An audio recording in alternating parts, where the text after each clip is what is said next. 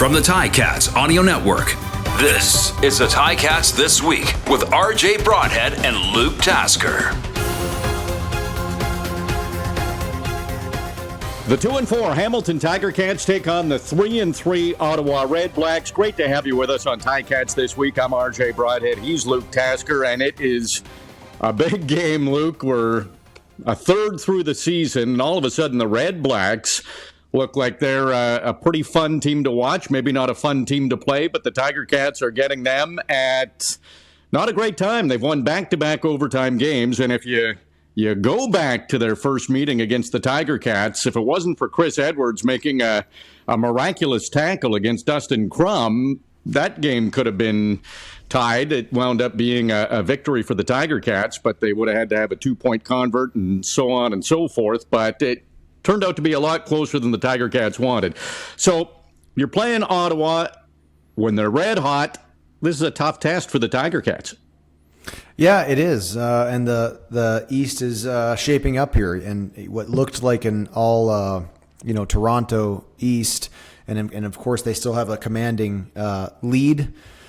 Still looking, or the rest of the league looking to force the first loss for Toronto, but Ottawa's kind of found their own as well. And like you said, great for the CFL because they're playing. It's just unbelievably exciting. Like every game that Ottawa plays in is a very interesting fourth quarter and finish, overtime or not. And so you're right. And in that game at Tim Hortons Field, that was just a touchdown and a 2-point conversion away from potentially going to overtime again.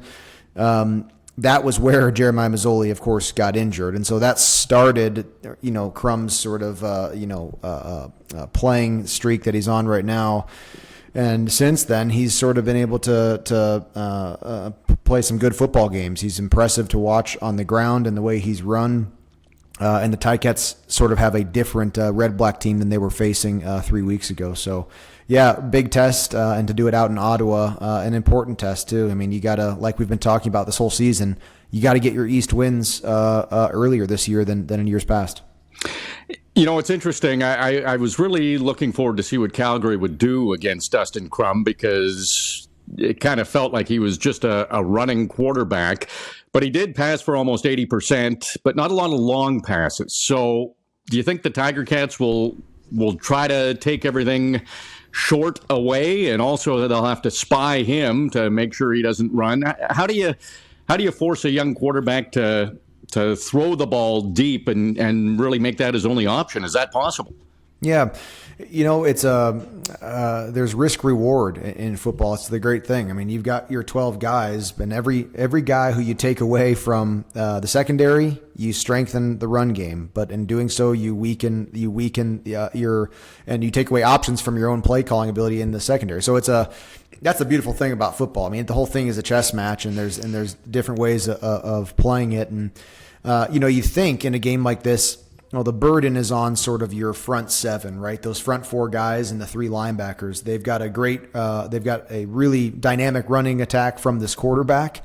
And like you said, their passing game is majority short passes. Let's say less than 20 yards is where Ottawa has been throwing the ball. Okay, so those low seven have to really have a great game. Well, it's also risky for your five, all your guys in your secondary, 2 corners, 2 halves, and a safety who have to understand that they're going to be called up. They're going to want to creep up and to help make plays up in that under coverage and up in the run stop game. But it only takes one play to get beat deep, right? And so you can't fully commit to that. You gotta stay sound as much as you can, understanding that a lot of the plays are going to get made up underneath. So it's an interesting chess match, and that those teams that those quarterbacks and those offenses that are completing a lot of those low throws and taking off big chunks in the run game, well, every now and again, that same offense and that same quarterback may just be in a perfect position to take advantage of something unsound in the secondary and take a deep shot. So interesting. I mean, you can't put all your eggs in one basket in football. It's just the way that it goes. Yeah, and that's what makes it so fun. And you're right. It is a chess match. You might think the other team's going to make a move that they don't make, and it's exciting. So Dustin Crum is 2-0. Bo Levi Mitchell will start for the Tiger Cats. He's 0-2, still looking for that first win as a Tiger Cat. Interestingly, third straight game where the Tiger Cats will have a different starting quarterback, but they are going back to Bo Levi Mitchell, who's played pretty much a game in 3 quarters. He's looked good in practice, and he's definitely a leader on this team. How much of a factor do you think it is to have Bo back? And he even said earlier in the week he didn't know. He'd have to see how his body responded. So, and that's in practice. So we'll have to see how he responds in a game with full contact as well. And hopefully he's 100% and can contribute and help this team get the win. Yeah. And the first 2 games were a struggle, for him. And he was, the Ticat team was definitely still trying to find themselves. And those victories, the two wins that they had, Ottawa and Edmonton, it really helped to sort of propel this team and keep them going forward a little bit. That Toronto loss was, that was a loss to a very good football team. Well, Bo has to come in and get back to this, to the Bo Levi Mitchell that Ticat fans have wanted from the start. And now he's working with an offense that has a little bit more experience together too. So the only thing to do as a bystander, we sort of just have to assume that he's healthy enough to get in there and play well. You just don't play a guy like that if you're not convinced that his injury's at a place where he's healthy enough to go. And as a bystander, I'm expecting that's not going to be a factor. This lower body injury that he's had this season is not going to be what we're not going to play a part in this game. It's about his ability to function at a high level, make his reads and make his throws. The way that Ticat fans expect, and I do. I think that he's in a position to perform very well now. The ball's being spread around to these Ticat receivers since he's been in there, and the run game has really found itself at times since he's been there too, and that's going to help a quarterback get into the flow of the game if James Butler can take some of the load off of each drive, off of moving the chains, and so. I'm excited to watch him. I think, same as we were saying last week, Toronto got off to a lead very quickly, and that's a team it's going to be very, very hard to climb back at a team like Toronto. Well, Ottawa, while they're not the Argonauts right now on record, they are playing well. I mean, they're taking games right to the finish, and they've stolen some of these wins late. I really would love to see the Ticats not get down early again. I just think it takes a lot, regardless of your opponent, to come back from behind in a football game. But getting back into the mix with Bo Levi Mitchell, coming back off of a loss against Toronto, being on the road, all of those factors, it's nice to play with a lead and to do that. And I want to see a great first quarter from Bo and his offense. Well, that's great. You led me perfectly because trailing has been a problem, especially at halftime for the Tiger Cats. Let's look at the first quarter. We'll start there. Tiger Cats have not scored a touchdown in the first quarter this season. So through 6 games, no touchdowns scored. They've been shut out in back-to-back games in the first quarter. Half their games they've been shut out in the first quarter, so they're getting off to terrible starts. I talked to some players, and they're aware of it, and some said, well, maybe we have to get to the stadium earlier and really start thinking about the game earlier and get off to better starts. But in the 2 wins, Tiger Cats either led at the half or trailed by 1 point at the half.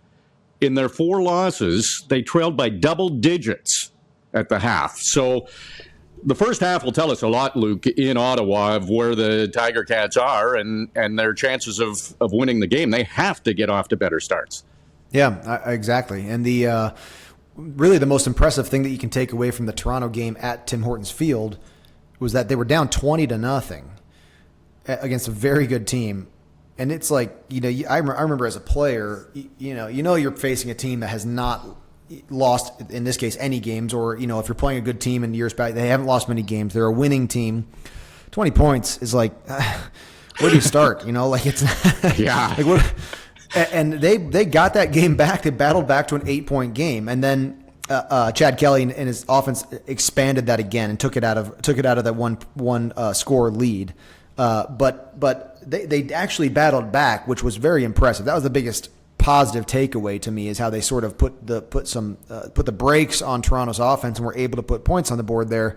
But it's an uphill battle, especially a 20-point deficit. But really, playing from behind is just always going to be harder. And that stat that you said there, I mean, the 2 games that they've won, that has not been the case. They haven't been down by these massive deficits, and so.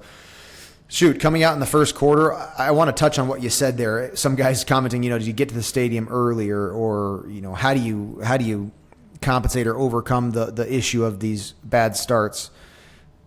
That's interesting. That would be something maybe, and you can only control what you can control. So to each player's radius of control, sure, get to the stadium earlier. I guess if that's kind of how you process it, and that may help an individual's game. I just love, I think the games, where the Ticats offense has looked really good early in these games is when the ball is out of the quarterback's hand very quickly, where you get, and what that also does is it gets your receivers involved early.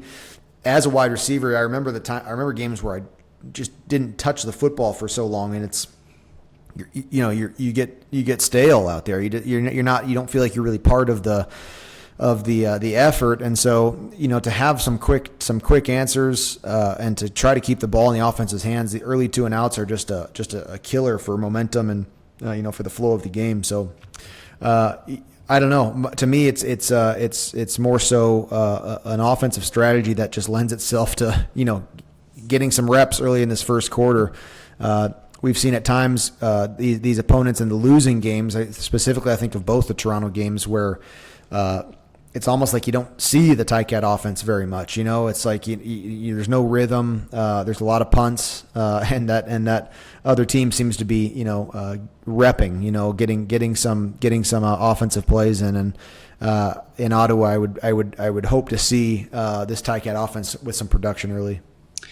So you said it as a receiver and not getting the ball for a while. You feel like you're not part of it. Tim White. He didn't have a reception. That's extremely rare for Tim White, let alone 3 catches in his last 3 games, which is also extremely rare. I talked to him at practice, and he said, no, everything's fine. He's really got no explanation for it, but expects to really bounce back. Are you concerned at all that Tim White didn't have a catch in the last game?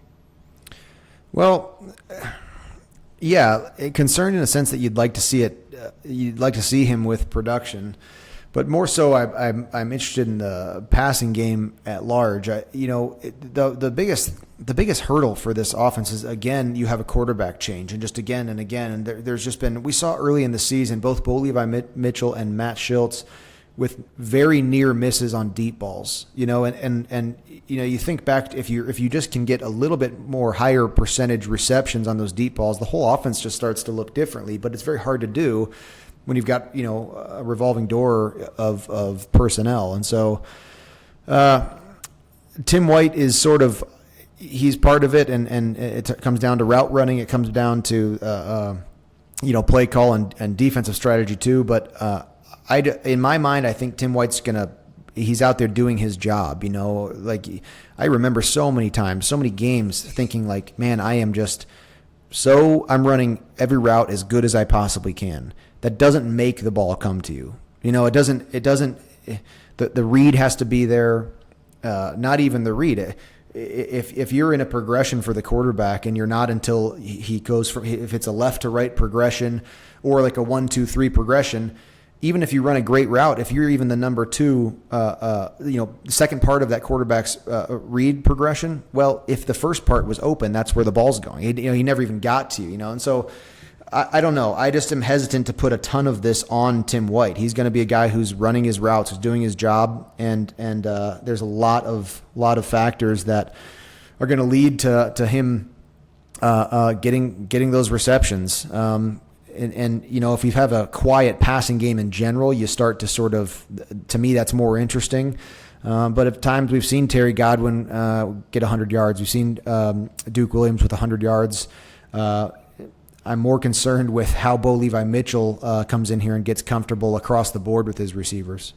Well, I think 9 of Tim White's 19 receptions this year have come with Bo Levi Mitchell at quarterback. So they do have some chemistry, and Tim White's the type of guy. He had a bit of a slump last year, too, and he came back and strung together a whole bunch of 100-yard receiving games. So it's probably just a rare, slow stretch, and I would expect him to be a lot better going forward, or a lot more productive. One thing stands out, too, Luke. In the 2 wins for the Tiger Cats, they've been pretty even with the pass and the run. Pretty close to 50% pass, 50% run. In their losses, they've been very, very pass-heavy and have run very little. Mm-hmm. So just looking at numbers like that, logic would say, well, why not even it out? Like, why pass so much if it's not working? Let's get the run going. But there would be a reason behind that, I'm sure. And is it they've dug themselves a hole and they're trailing and are forced to pass? Or is it a game plan going in? Because the 50-50 has been pretty good. Yeah, you nailed it there at the end. I think there's some game strategy to it, or game situational awareness, kind of thing. Like where if you're behind, you're trying to move the ball down quickly. You're trying to stop the clock with incomplete passes or getting out of bounds. The run game generally is going to eat clock a lot quicker than a pass game. And so there's those kind of factors that go into it.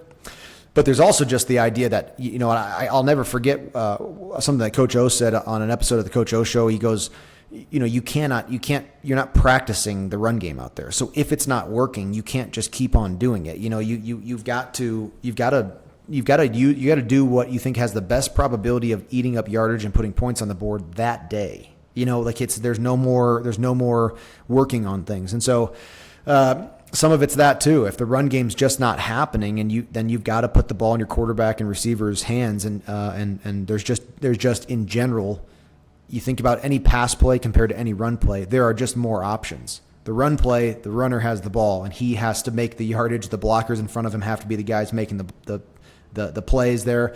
In the pass game, every single pass play, the quarterback has options as the play continues, as he looks around the field. And so you're just going to, if things aren't working, I don't know, if I'm an OC, I'm going to start erroring on the pass game as well. So there's some of that.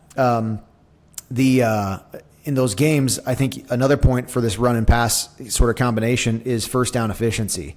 If you're just not able to get those 5 yards on first down in the CFL, like that 5 yards on first down, if you can push that up to a 6 or 7 yard average, I think Toronto right now has a 7.6 or something like that average on first down. That's very good.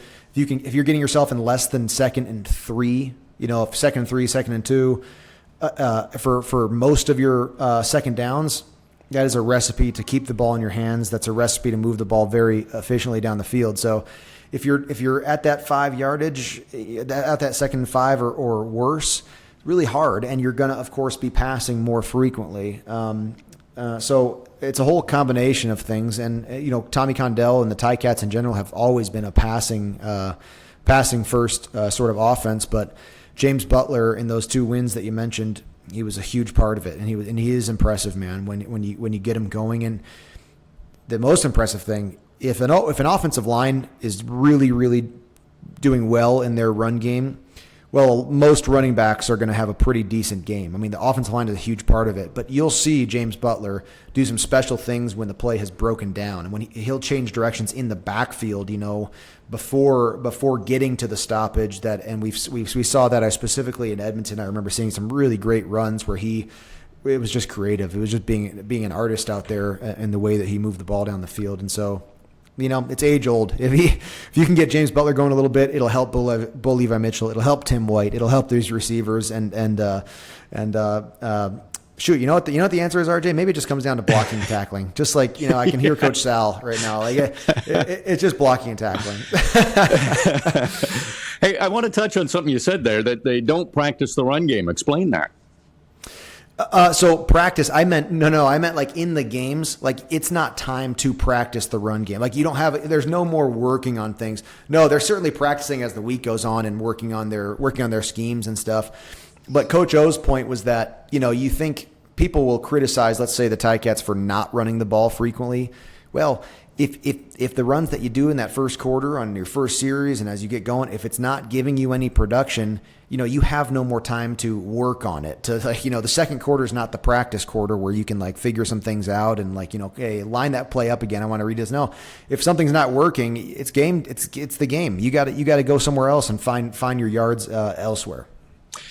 So another couple of things I want to touch on before we wrap up, Luke. Just going through the 2 wins compared to the 4 losses. Tiger Cats have had 2 games where they've rushed, seeing as we're talking about the running game. They've rushed for over 100 yards. They've both been wins. So that will be something else we can watch in Ottawa. If they can establish that run, that is big for the Tiger Cats. And interceptions. They have 5 in the 2 wins, none in the 4 losses. So those takeaways will be key too. Huge. And, it's almost like, the good teams don't give the ball away, and specifically Toronto, Winnipeg is good in their turnover ratio. So you're facing teams that are behaving better with ball security, right, than losing teams. But it's also, and RJ, that I'm always thinking turnovers, the turnover ratio, it's a mistake from the offensive mindset, you're giving the ball away. It's the bad thing. But from a defensive mindset, to be ball hawking, special teams as well, just being opportunistic sometimes in the special teams game and ball hawking in the tackle, swarm tackling, making sure you get the third and fourth guy in there at the end. We'll see, because you're right. It really has been game changing. You think about those takeaways in Edmonton. I think of Stavros Katsantonis just being right there where he needed to be.